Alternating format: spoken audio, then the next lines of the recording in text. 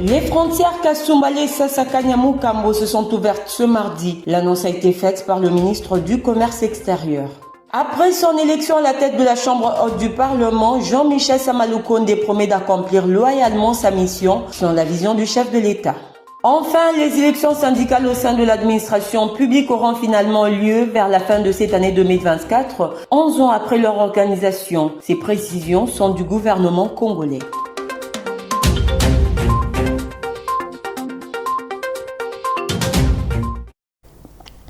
Vous faites bien de choisir la chaîne du repos pour vous informer de partout où vous nous rejoignez. Bonsoir et bienvenue. Pour commencer, en Ituri, précisément à Djougou, les enquêtes s'ouvrent pour dégager les vrais objectifs du drone ougandais de reconnaissance tombé le 11 août. C'est le porte-parole de l'armée qui l'a dit. Le lieutenant Jules Gongo a une fois de plus rassuré sur le non-aboutissement du plan de destitution de la province de l'Ituri. Écoutez-le. C'est un drone militaire de reconnaissance. Nous avons récupéré ça, comme je vous avais dit. L'avion, certainement, cet appareil a 3 parties. Et nous avons récupéré le tout. Et nos experts sont en train de travailler. Nous sommes en train de travailler pour en savoir plus. Vous savez, c'était pour quelle mission? Et que si on peut même parler que les autres pensent que c'est pour l'UPDF, ça entre dans le cadre de la mutualisation de forces, mais avant tout mouvement comme la MONUSCO les fait, la MONUSCO nous informe de tout le mouvement de leur drone, mais ce n'était pas le cas.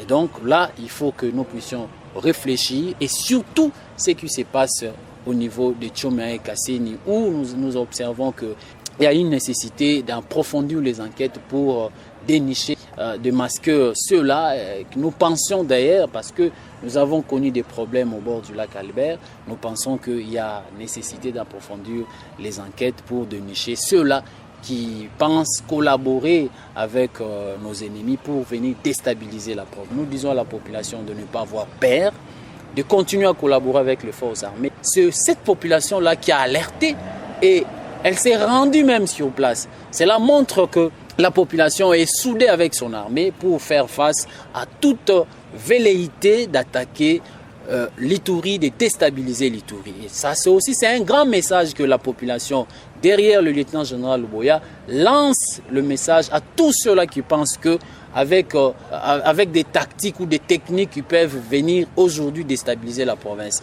Ça ne va pas se passer parce que la population est derrière son armée, elle est vigilante, elle continue à collaborer avec son armée.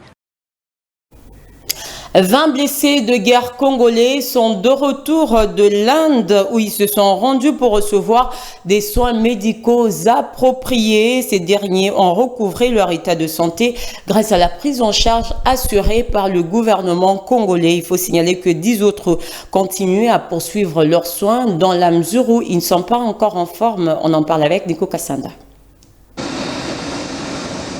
Après leur prise en charge appropriée à l'étranger, 20 blessés de guerre au total sur 30 sont guéris.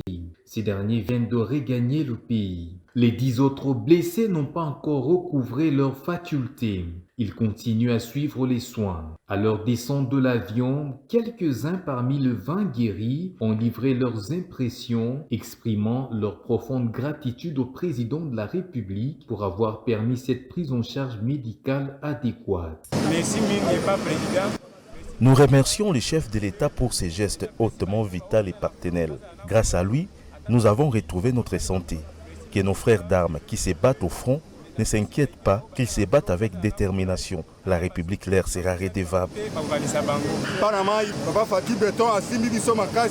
Nous rentrons guéris et avons recouvré notre santé grâce à notre commandant suprême. Que Dieu le bénisse et lui accorde longue vie pour continuer à s'occuper du bien-être des militaires.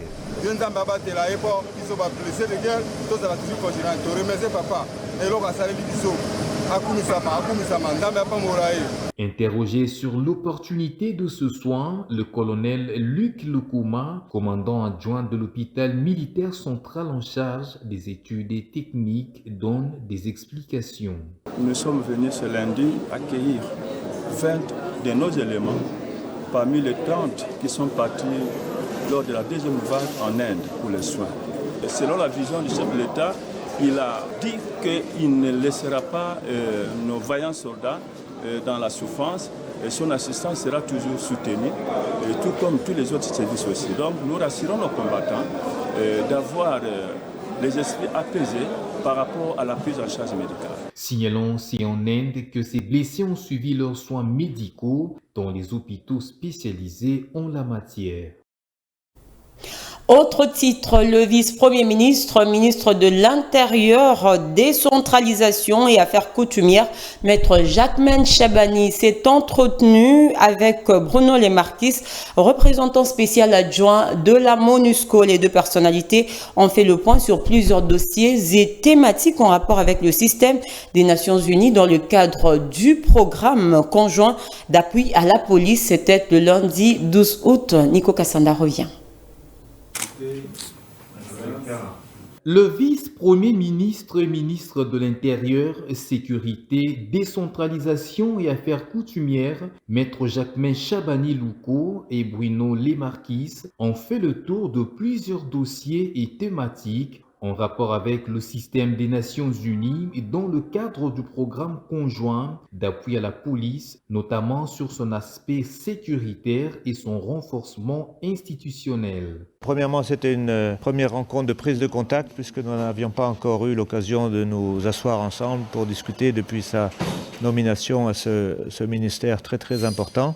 C'est un ministère qui couvre énormément de dossiers et de thématiques avec lesquels il y a beaucoup de points d'entrée ou de collaboration, de partenariat avec le système des Nations Unies, que ce soit les agences, fonds et programmes des Nations Unies et la MONUSCO. Donc nous avons discuté d'un certain nombre de dossiers, on a un peu fait le tour des dossiers importants. Je vais en citer quelques-uns. Il y a notamment les aspects sécuritaires d'appui à la police, puisqu'il y a un fort partenariat entre les Nations Unies et la PNC. Voilà, donc il y a déjà tout l'appui de la MONUSCO à travers ce qu'on appelle UNPOL, de renforcement institutionnel à la police. Bruno Lemarquis est également revenu sur le problème relatif au retour volontaire des déplacés de guerre après les mesures préventives liées au désastre et la réponse aux catastrophes. Le retour des déplacés, notamment au Nord Kivu, comme nous le savons, il y a eu une trêve humanitaire et maintenant il y a donc le cessez-le-feu. Donc il y a beaucoup d'actions qui doivent être prises par les différentes parties prenantes, mais c'est vraiment important de planifier avec l'État et l'appui des partenaires le retour volontaire des déplacés dans leur zone d'origine, un dossier sur lequel le ministère de l'Intérieur joue un rôle très important. Signalons que dans ce registre, la RDC et le système des Nations Unies ont signé il y a quelques mois le programme conjoint d'appui à la police nationale congolaise avec la participation du PNUD, de l'OIM et de nombreuses autres agences. Je l'ai annoncé en titre, ouverture ce mardi 13 août des frontières Kasumbalesa-Sakanya-Mukambo. L'annonce a été faite par le ministre du Commerce extérieur qui a eu une séance de travail avec une délégation gouvernementale zambienne le lundi. Les opérateurs économiques de Sakanya demandent du gouvernement d'être un peu plus réaliste. Emine Kambitir. Moi, je pense que l'idée du ministre Julien Paluku était vraiment teinté des sentiments, du fait que les trafics, le mouvement que nos commerçants de ce coin effectuent, ça les aide à maximiser aussi des recettes dans ce qu'ils font comme activité. Du coup, interdire directement l'importation comme ça, n'était pas vraiment en faveur de la population. Nous savons tous qu'en ce moment, en RDC, le boulot pour en trouver, c'est la mer à boire. C'est très difficile et compliqué même. Il faut avoir un circuit là bien approprié pour pouvoir décrocher un emploi.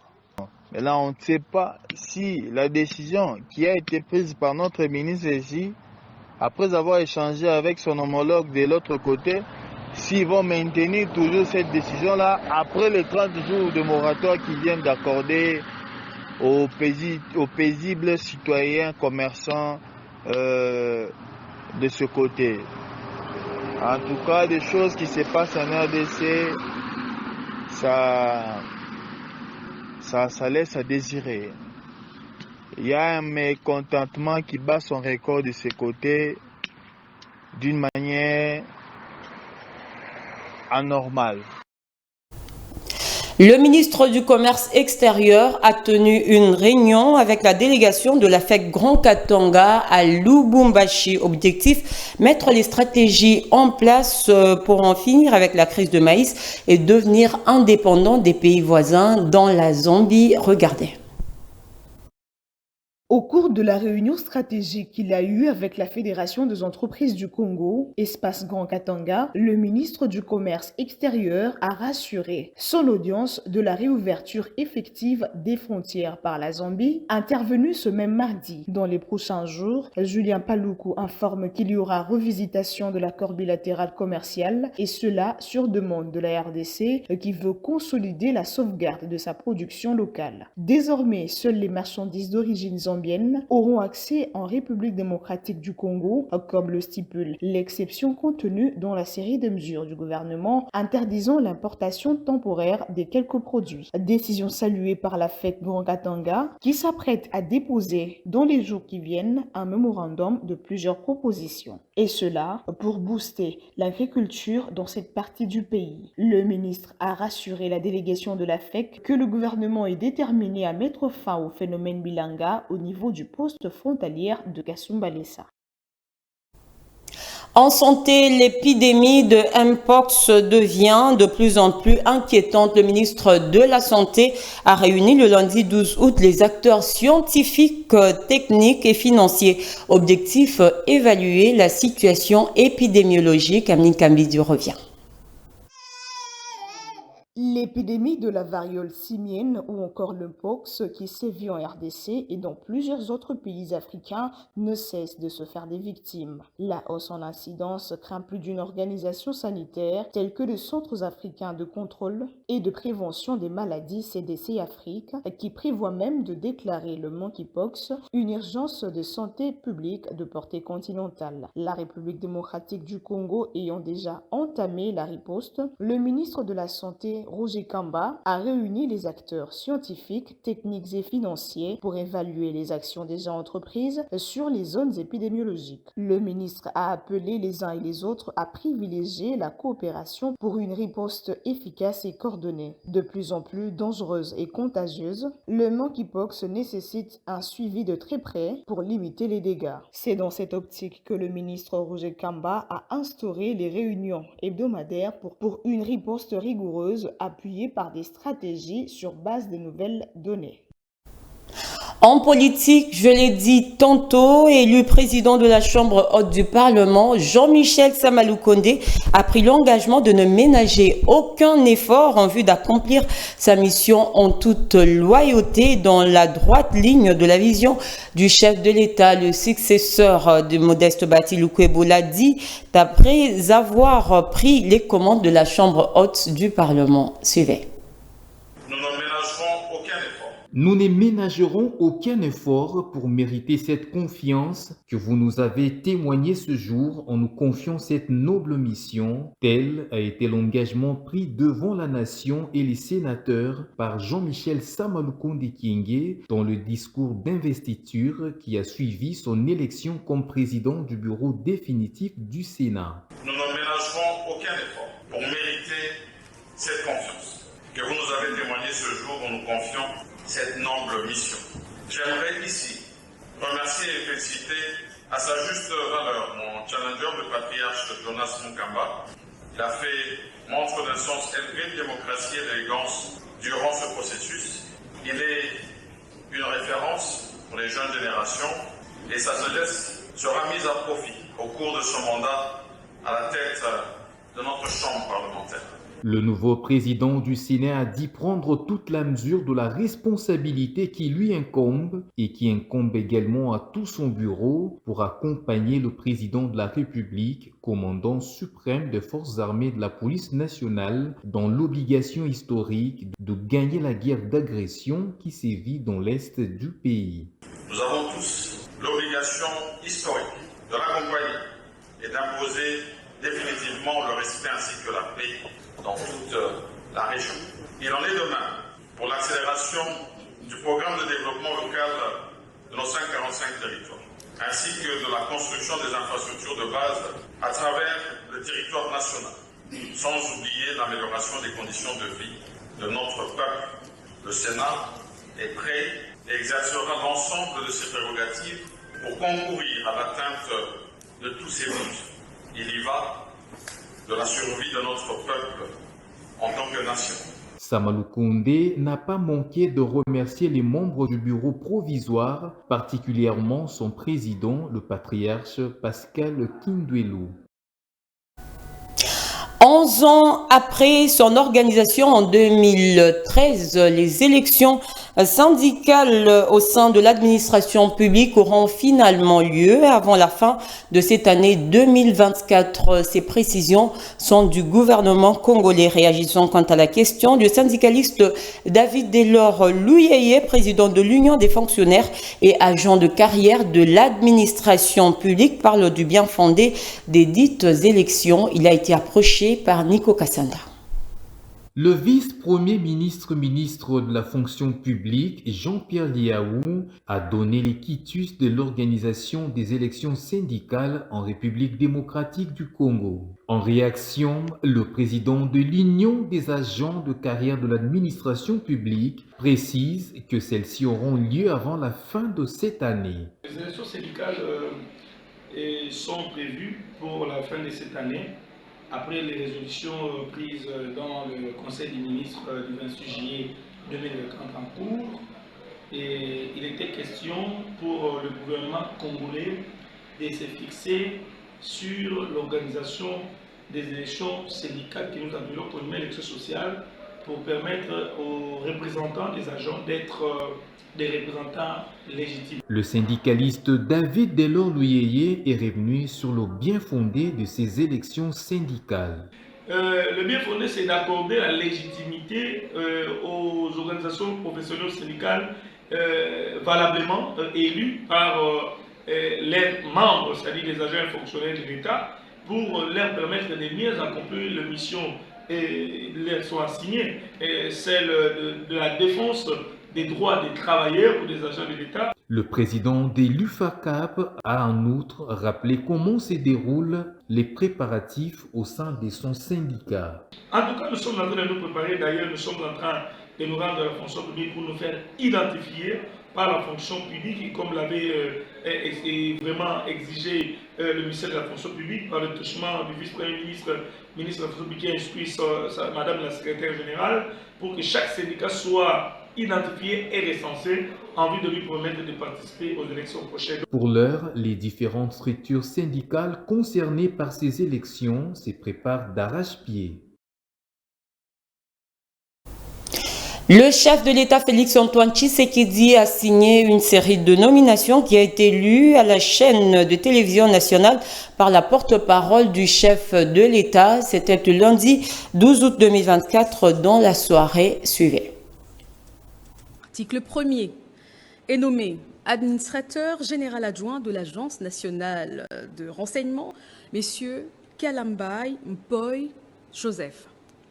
Article 2, sont nommés administrateurs principaux aux fonctions spécifiées en regard de leur nom, les personnes ci-après, messieurs Mweze Kirembe, lui, administrateur principal, chef de département service intérieur, messieurs Nyembo Tumba Augustin, administrateur principal, chef du département service extérieur, messieurs Mambabwa Zéro Philémon, administrateur principal, chef du département d'appui, messieurs Kabouya Moulumba Alex, administrateur principal, chef du département de l'intelligence économique et financière. Article 3 sont abrogés. Et puis en sport, l'AS Maniema Union de Kindu séjourne depuis le lundi 12 août à Lusaka en Zambie dans le cadre des préparatifs en prévision de sa rencontre de la manche allée des préliminaires face à la formation Ngezi Platinum FC du Zimbabwe prévue le 17 août prochain sur place en terre zambienne. Les poulains du coach Papi Kimoto se sont entraînés ce mardi 13 août 2024. Nico Kassanda nous en dit pour. Après un repas de famille offert par la direction du club, le joueur de l'AS Maniema Union a reçu des sages conseils auprès des membres du comité avant d'effectuer le déplacement de Lusaka en Zambie en prévision de leur réception du 17 août prochain par la formation de Platinum du Zimbabwe en match comptant pour les préliminaires de la CAF Total Energy Champions League saison sportive 2024-2025. Orientation stratégique prise en compte, c'est le départ pour l'aéroport international de Njili. Minuit passé de 50 minutes, lorsque Airbus A320 de la compagnie South African Airways embarque les joueurs de Maniema Union.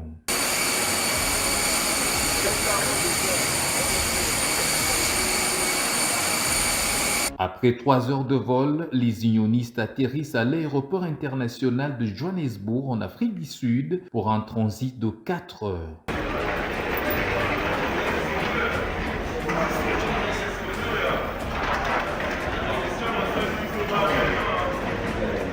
Aussitôt atterri à l'aéroport international Kenneth Kaunda de Lusaka, l'avant-centre du dit club, Rodrigue Kitwa, a exprimé la détermination du groupe à enregistrer un résultat satisfaisant lors de la manche allée. Comme nous avons parlé avec notre comité, ainsi que nous-mêmes les joueurs, on s'est entretenus concernant ce qui nous attend ici en Zambie. Nous sommes venus bien déterminés pour affronter cette équipe. Malgré que nous jouons à l'étranger, mais nous sommes capables de ramener ces 3 points-là à la maison afin de continuer dans l'aventure, parce que nous y rêvons vraiment. Après avoir érigé leur quartier général au Faith Mall Hotel, les ambassadeurs congolais ont débuté les entraînements ce mardi et le groupe se porte parfaitement bien.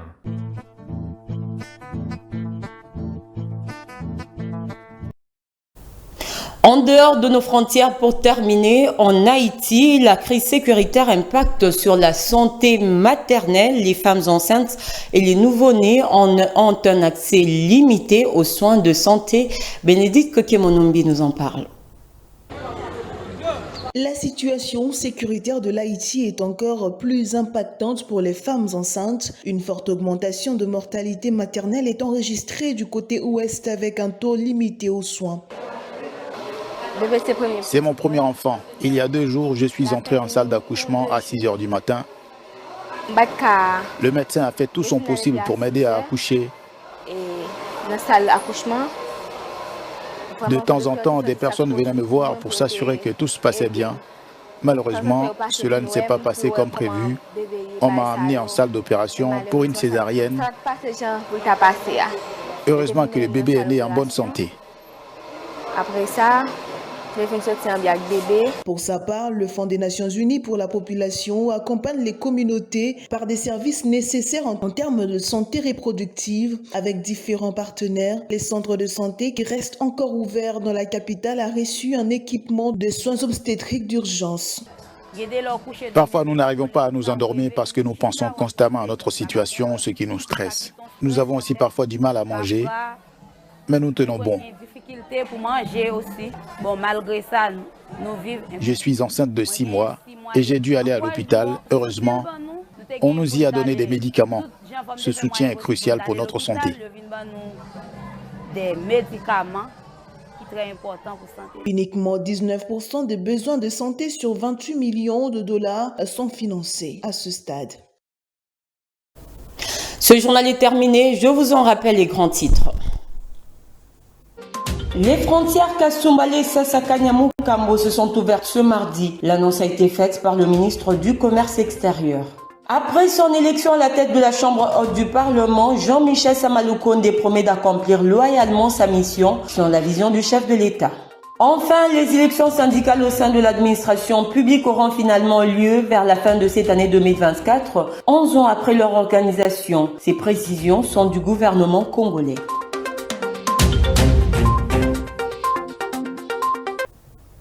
Fin complète de cette session d'information. Merci de votre attention et avoir soutenu. Retrouvez demain à 13h précise Rachel Adassaliwala pour le bulletin de nouvelles.